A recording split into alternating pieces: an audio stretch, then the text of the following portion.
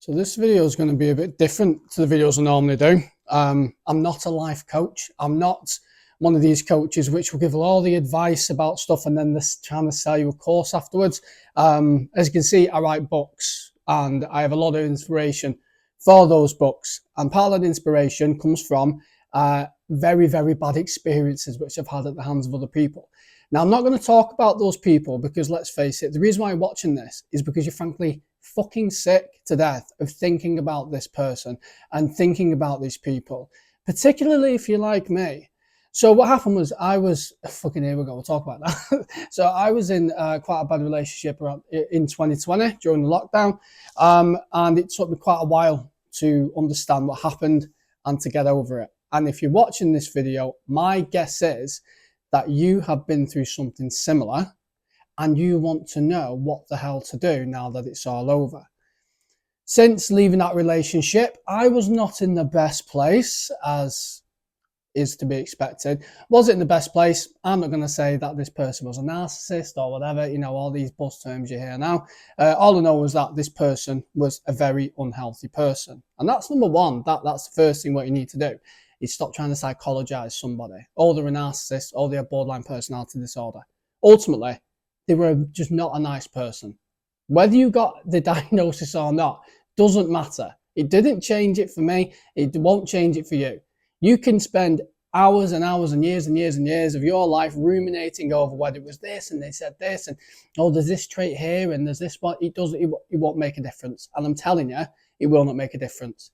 Accept that the person who you are watching this video for and you're watching this video about, and the person that put you in this position was not a nice person, and that is more than enough reason to not be with them anymore. If over time and over different situations they repeatedly treated you badly when you told them to stop, then that is more than enough reason to not be with them anymore. So my name is Jay Darkmore and I am a crime thriller, a writer. I couldn't think what to say then. I'm a writer of crime thrillers. You can see my book there, Left for Dead, and you can download that one there by joining my newsletter by scanning that QR code. So this is going to be more of a long form kind of video. There's not really going to be any editing, if any editing whatsoever. And if you want to watch, then that's fine. If you just want to have it on while you do other things, stick some headphones in, it's not a problem. But I'm just going to talk. And that's what I'm going to do today. I'm just going to talk. And like I said, I'm not going to try to sell you anything. This isn't an outlet for a course further down the line. This is just one guy who's been through some shit experiences and has learned some stuff as a result of those shit experiences to now be in the best place I've ever been in my life. Not perfect, because I'm not sat here saying to you that if you do all these things, you'll be perfect and never have any issues ever again. But I'm in a much better position than what I was due to the things which I've learned and the things that I've implemented since escaping, getting out of this shit relationship, as they say. Let's have a swig of coffee. So in front of me, I've got about 10 different things. I'll just do that because it keeps catching me. I've got about 10 different things here, which I have just very quickly written down, things what come to my head, things which I would say definitely helped me, or things I wish I would have done to help my recovery more in when I got out of the difficult relationship I was in. And the first thing you need to do is you need to accept what happened.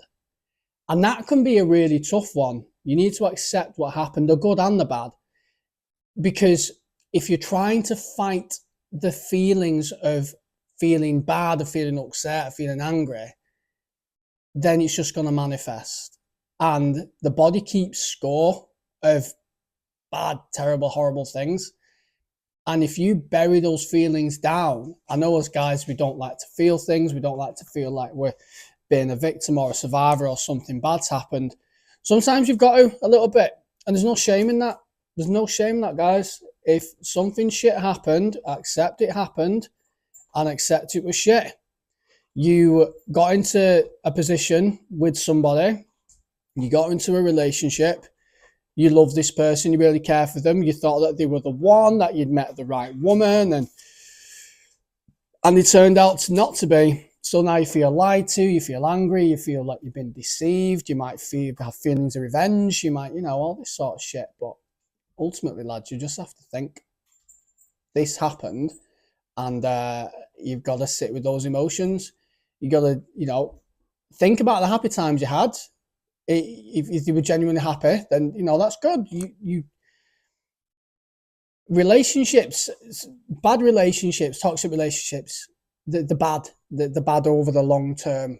And that doesn't mean, that there wasn't any good times there, because if there was shit from day one, then you wouldn't have ever got with them. So there was obviously some part of you, or some part in that relationship which you did enjoy, which you did have a good time, which you did go to somewhere really nice, so you spent a really nice night away. Granted, it was probably then overshadowed by something awful what happened later on, but in that moment it was nice. And there's nothing wrong with accepting that, you had a good time with this person at one time or another, and there's nothing wrong with accepting that whappened. But you equally have to accept and sit with and feel the shit that went on, the things they called you, the way they put you down, the things what they said to you, the effort what you put in the relationship, which was never reciprocated, and they frankly took the piss out of you repeatedly.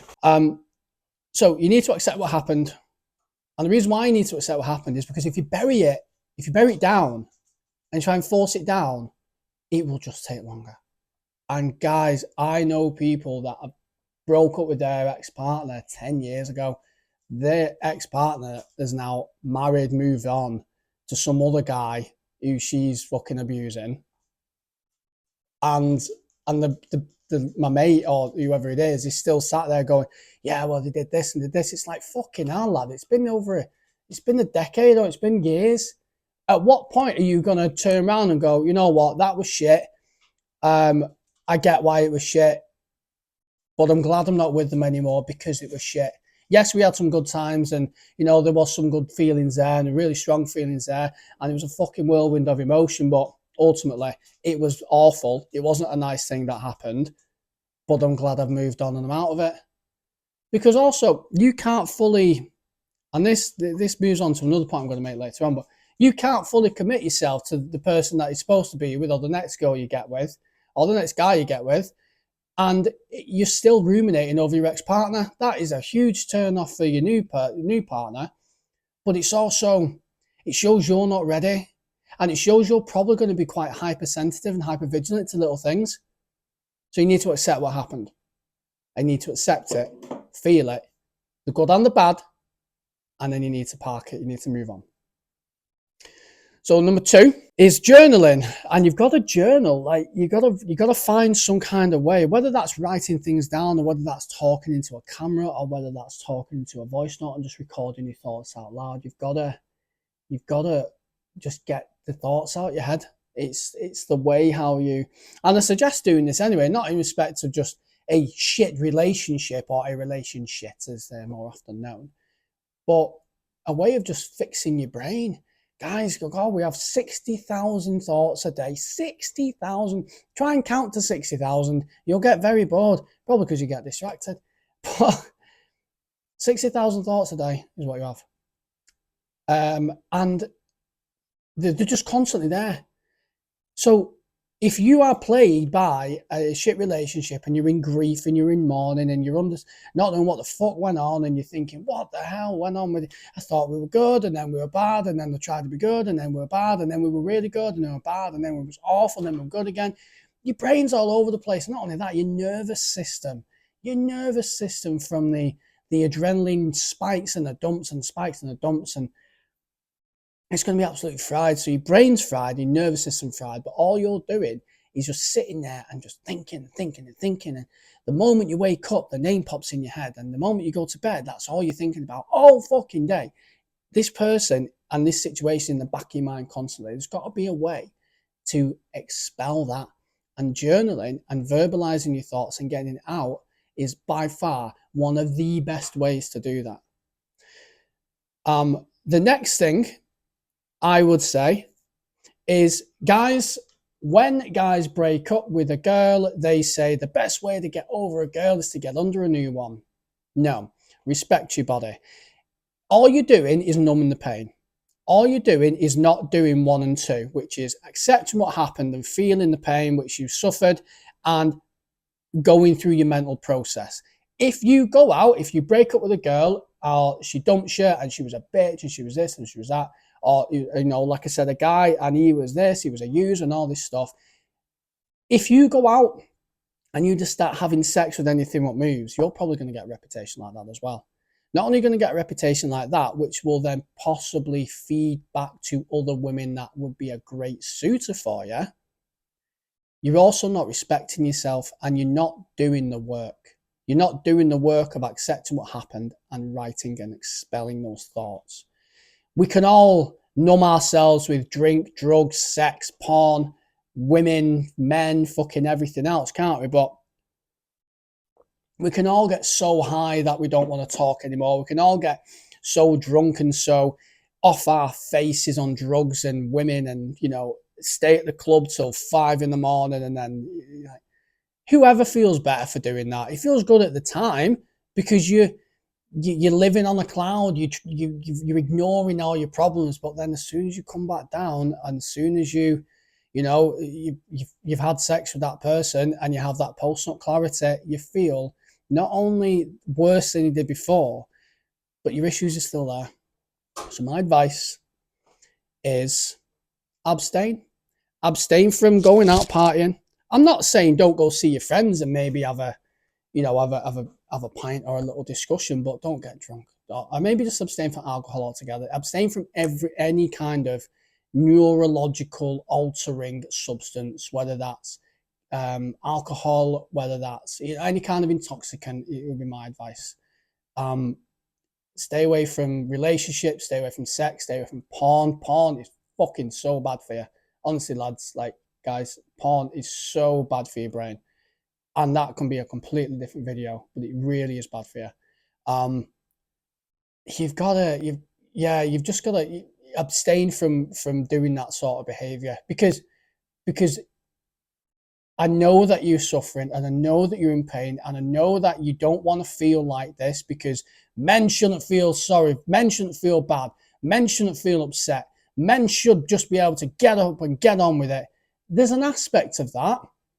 You've got to crack on eventually. You can't sit there and be wallowing and crying all the time. There's got to be a time when you go, you know what? I've got to fucking get on with things now. You know, I've got shit to do. I'm a man. I've got shit to do. But you don't want to be broken still when you're trying to move on with your life, if you understand what I'm saying. Abstain from things which keeps you from doing the work. The first thing you have to do is do the work on yourself. And all these worldly pleasures is just going to stop you doing the work on yourself. And that's the main thing.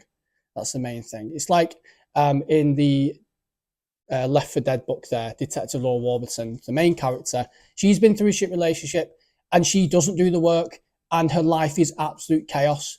And I knew how to write a chaotic life following a bad relationship because I fucking did it. I did it. I was drinking. I was, going around and dating all the time and just trying to do anything just to stop this voice in my head going, this was painful. This was awful. You need to do the work on yourself. I was doing anything but doing that.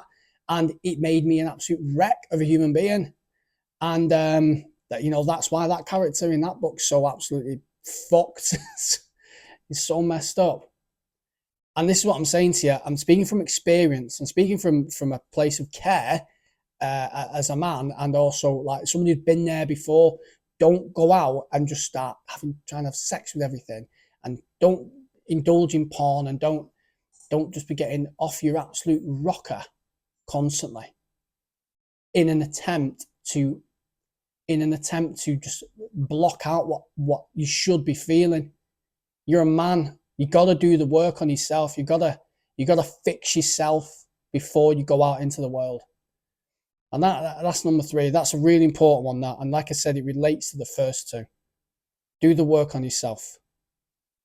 And number 4 is find a healthy outlet. The reason why I'm dressed like this is I've just come back from the gym. I went to the gym, did a big lower session, big leg press, big split squats, big barbell presses and on your legs and stuff like that, barbell lunges. And yeah, it feels fantastic. And what's really good about having a healthy outlet is because no doubt during this relationship with this dickhead, with this person you was in, with your ex, they would have made you feel like absolute shit. They would have made you feel so fucking worthless that you are not worthy to sniff their feces. It sounds vulgar, but that's the way they make you. And there's plenty of reasons why they do that. And I talk about that in other videos because my background is in coercive control, is in narcissism, stalking, borderline personality disorder, abusive relationships, power dynamics, etc. Like that's what I know a lot about. Because I've worked a lot in that kind of field, in crime and investigation and dealing with perpetrators and victims of that sort of thing. So I know what I'm talking about. And what I'm saying is they will have absolutely made you feel like the most worthless thing to ever grace the earth, and feel so humbled and honored that they are allowing you in their life. This worthless little worm should be so honored that they are even talking to me. So you better do as you say. A healthy outlet, be it as starting up a business, looking at a new hobby, going to the gym and exercising. I mean, I've never ran.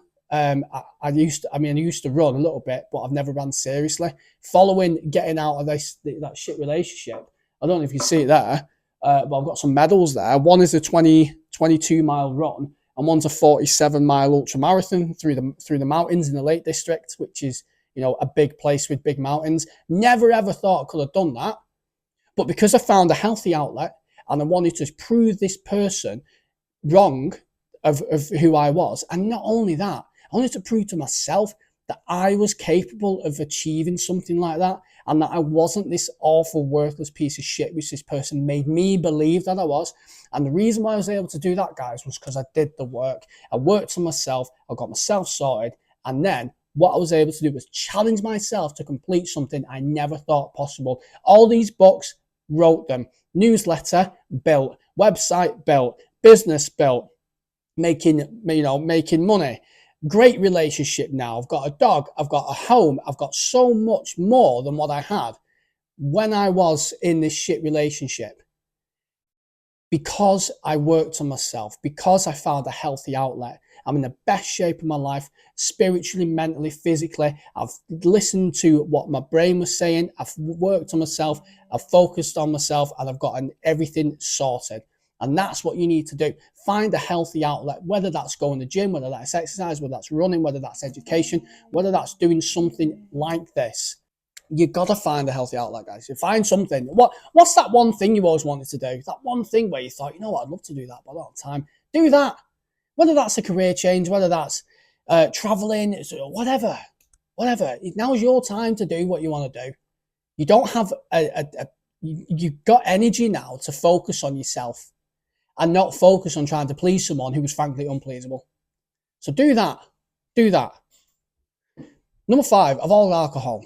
We spoke about this earlier when I said abstain from certain things. Alcohol is a depressant. Don't drink on your own, for one, really ever. Don't drink on your own, because all you do is just make yourself feel shit, and then when you feel shit, you ruminate, and when you ruminate, you feel sad, and when you feel sad, bad things happen. You might end up texting this person, you might end up trying to ring them, you might end up trying to call them, because you're thinking and you're ruminating. And if you're in recovery from a difficult, bad relationship, the last thing you want to do is relapse. The last thing you want to do is reach out to this person. And if you're working on what happened, you're accepting what happened, then you journal it and you're working on yourself, you do not want to undo all that by reaching out to this toxic dickhead, do you? You don't want to mess it all up, because all that'll do is that'll show them, you're not over me. You know, you went quiet for a bit, but you're not over me, are you? And you don't want to give them that satisfaction. You don't want to give that person that gratification of going, well, I treated you like shit, but you're the one ringing me, aren't you? No, don't do that. Don't go out blasting your money on alcohol and on drugs and all this stuff. you need a clear mind. This is the time. You've got the rest of your life to go out and get drunk with friends. This time which you've got, which when you're trying to deal with what the fuck went on, is the time to not drink and the time to get a clear head and work on yourself. Number 6, and this again goes back to the no alcohol, this goes back to the working on yourself, is you have to get enough sleep. We in this country and in the Western society and just human beings as a whole are a nightmare for getting the right amount of sleep. Oh, 5 hours, I can survive off 5 hours. You might be able to function off 5 hours, but you're not living. You will feel brain fog, you will feel tired, you will feel grumpy, you will eat shit. Because if you are really tired, then the chemical for hunger in your brain, ghrelin, is much higher, and the chemical for satiation is much lower. You're more likely to eat bad foods, fatty foods, high calorie, high sugary foods. You ever wonder why when you're tired, you just reach for the Mars bar and you get in all the coffee and all the sugar and then all the cake? That's because your body's going, God, I'm tired, I need something. Get enough sleep. And the main reason why I say get enough sleep is because sleep is so good at compartmentalizing things in your brain. It's so good at piecing things together and working things through. They actually say, as someone who's got PTSD or complex post-traumatic stress disorder, there's evidence to suggest that sleep is one of the best things that can happen in order for the brain to fix itself and to work on things. Because what happens is when you're going through something really bad and you're under trauma for such a long time, is the brain changes and the nervous system changes. One thing what the therapist said to me when I was going through therapy after what happened, she said, like, you was in this for months and everything what you're telling me what happened, your nervous system will be fried because of the adrenaline highs and the dumps and the cortisol levels and everything else, all these stress hormones and everything else. Because it's constantly going and going and going, your nervous system gets fried, and that has impacts on your body and impacts on your brain. And if you're trying to figure out and you're trying to work out what the hell's gone on, and the best thing you can do is get enough sleep. 7 to 9 hours sleep a night. And there's plenty of videos out there which you can look at to help you on your sleep and help you get a good night's sleep and the benefits of sleep and everything else. Go to bed at the same time. Wake up at the same time. Don't use technology an hour before bed.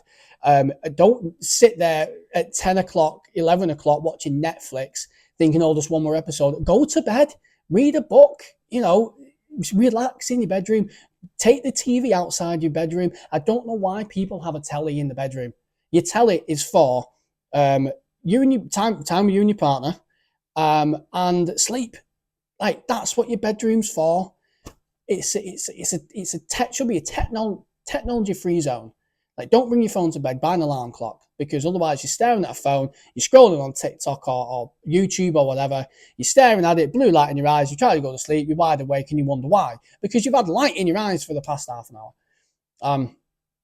You need to make sure you get enough sleep, guys. You have to get enough sleep. Like, if sleep was a drug, it would be banned because of the amount of benefits you get. And if you really want to explode and excel your personal growth and your own recovery and your own mental health, get enough sleep. Anxiety will go down, mood disorders will go down. There is so many issues in the world now that could be solved if people just got enough sleep. It is a superpower, having enough sleep. And you really, really, really need to try and prioritize getting enough sleep. Do it for a week. For a week, go to bed at the same time every night, because you're not drinking, so you're not going out at the weekend. You're looking after yourself. You're eating good food. You're not staying and watching porn. You are looking after yourself, because this is your time now to focus on you and make sure you are fixing your own issues, your own brain, and you are getting over this person that has ultimately tried to destroy your life and has left you beaten and broken and wondering what the hell went on. Meanwhile, they've gallivanted off. They're off doing whatever with whoever. And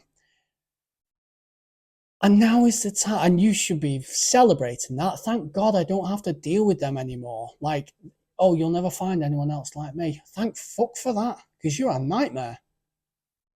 So, get enough sleep. I think I've hammered that point enough home. I can't talk. I think I've hammered that point home enough now. Try and say that 3 times fast. It's very hard. 7. do not check on your ex on social media. Do not do it. They are living their life, whether they're living their best life or they're having a terrible time. It doesn't matter to you. They are no longer in your life. Move on, block them. Do not be tempted to unblock and check them. You know, don't be doing that. Don't be doing that stuff, because all it'll do is it'll just piss you off no matter what you say. Think about it. You see them there in a candid photo in the middle of Paris. You were like, oh, look at them. Yeah, I bet that photo's fake. Or, God, who's she with there? And then you might see them with a photo of them and a new partner. Well, I bet he's an arsehole. Or, you know, she's just doing the same to him. Or you might see them feeling sad. And you're like, well, yeah, they're feeling sad. Oh, well, yeah, they should feel. None of it's good. No matter what you see, it's not good. And it's just constantly it's keeping you in that state of being upset with this person. Move on. Like, stop. You wouldn't be trying to kick alcohol and keep having a sniff of a bottle of whiskey, would you? You wouldn't do it. So why, if you're moving on from a bad partner, would you keep checking in on them, what they're doing? I know people get curious, but you've got to have a bit of self-restraint and you've got to have a bit of self-respect as well. Like, if you get a new partner and you're still checking on your ex, that's not good. And imagine if your ex found out that you were still checking on them. That would inflate their ego massively. You don't want to give them that satisfaction. You don't want to give them that gratification, do you? Do not check up on your ex. Period. Number 8. This one is a funny one. Understand why you got into this relationship and understand why you stayed in this relationship. So, we get into bad relationships, or we get into relationships usually, relationships that emulate the way we were brought up. If you were growing up in a household where love was conditional and you weren't allowed to say no to something that was asked of you, or there was violence, abuse, mentally, physically, sexually,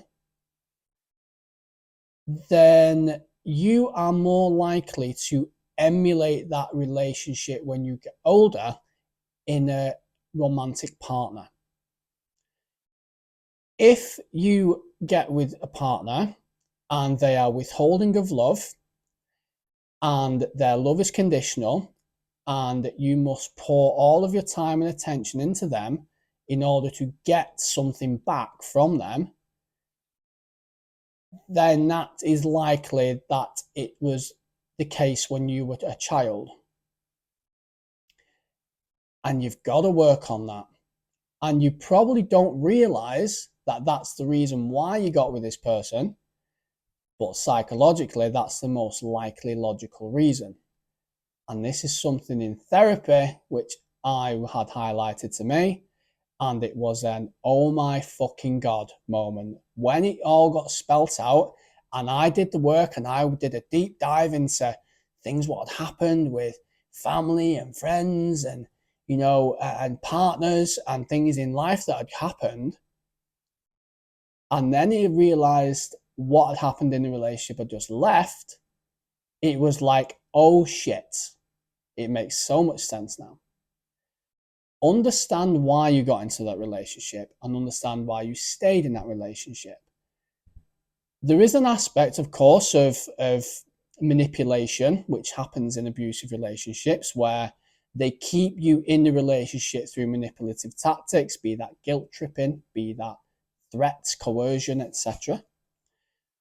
There's an element of that, and a lot of the cases, that comes later. It starts with the emulating the relationship from the partner, from the parents or caregiver, and then through that, and not walking away and not leaving when the abuse starts, manipulation creeps in, and then coercion, etc.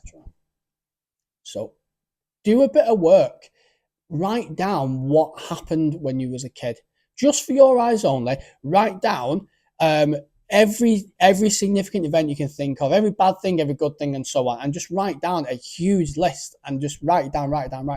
And I'm telling you, it'll be tough, because I did this, and it will be very, very, very tough. You will drag up things you did not ever, ever, ever want to think about again. But you have to, because like I said at the start of the video, the body keeps score. And you will subconsciously be reacting to things in your life which have affected you years ago. And you will emulate behaviors and patterns and triggers and stimuluses which happened when you was younger. It all comes from childhood. The relationships we have when we're older reflect our childhood. And there's shit tons in regards to that. There's a whole psychological study and school of thought about that and why that happens. But as much as you like to think that, that didn't affect me years ago, that really horrible thing that happened to me when I was younger doesn't affect me now, it's likely it still does, you just don't realize it. So you need to write down everything what went on. And then you can look at your relationship you just got out of, and you'll be able to see withholding parents who withheld love. Well, my partner withheld love. Love was conditional. I had to earn love. That's why I used to take them out so much and spend so much money. I wasn't allowed to say no. I was guilt tripped into doing things and acting certain ways. Highly manipulative partner who used to guilt trip me and act in certain ways. Gaslighting. You will be, honestly, you'll fucking freak yourself out, but it's such a good exercise to do. It's difficult, it's painful, but it's absolutely necessary. And this relates to number 9. Go to therapy. Get some therapy. Go and speak to somebody who is a professional and someone who is a specialist in abusive relationships and escaping abusive relationships and going through past trauma and all that sort of stuff, because it massively helped me, and that's something I highly recommend. And yeah, number 10 number 10 is feel what happened, do all the steps, everything I've spoke about, number 1 to 9. Work on yourself, avoid intoxicants, avoid porn, don't go out having sex with random strangers, find a healthy outlet, avoid alcohol, make sure you're getting plenty of sleep, develop healthy habits, dissect and detail why you got into the relationship in the first place, and yeah, journal and understand everything what went on and work on yourself. But there's got to be a point where you go, okay, I've done the work now. I'm no longer thinking of that person. I'm no longer going to focus on that person. I've focused on me, and now I'm going to move on with my life. And now I'm gonna go off and live the rest of my life the way I want to live it. Because there's plenty of people who have left a bad relationship, and for years later, they are still stuck in the rumination and the thinking about things, and they're dwelling on things and looking on YouTube and looking on forums, and they're part of groups and they're on TikTok and all this stuff. And their life is on pause because they can't move past what happened because they haven't done the work. But yeah, so that's what I did, and I'm confident in saying that I'm in a much better place than I am now. It's taken a while because there was a lot to when you start scratching at it, there was a lot to unpack. It's not just the relationship you was in, there's a shit ton more to dive into, and a licensed therapist and a professional therapist will actually be able to help you with this. But you got to do the work yourself as well. So listen, I hope that video was good. I hope you found it useful. I hope it gave you some things to work on. It's shit when you loved somebody and they mistreated you horrifically. It is shit. I'm not going to sit here and go, fuck them or fuck that person or whatever. No, he really cared about this person, and they took the piss out of you. They took advantage of you, and they weren't very nice at all. And that is a very bitter pill to swallow, and it's a pill you have to swallow quite regular when it starts to creep into your mind. But I hope you enjoyed the video. Let me know what you thought in the comments. If you want to support the channel, you can. You can like and subscribe, you can comment, you can share this video with someone who you think might benefit from it. You can also check out my stories, check out my work by heading to Amazon. There's Left 4 Dead there. I've got crime, thriller and horror. I will link them in the description below. You can support me on Patreon, and for the price of nothing, you can sign up to my newsletter there. I will also put the link to that newsletter in the description of this video. Thank you very much for watching. It's been my pleasure talking to you today, and I really appreciate everyone who's tuned in and everyone who's watched. Look after yourself. Check out one of these other videos here, and I will see you next time. Until then, see you later.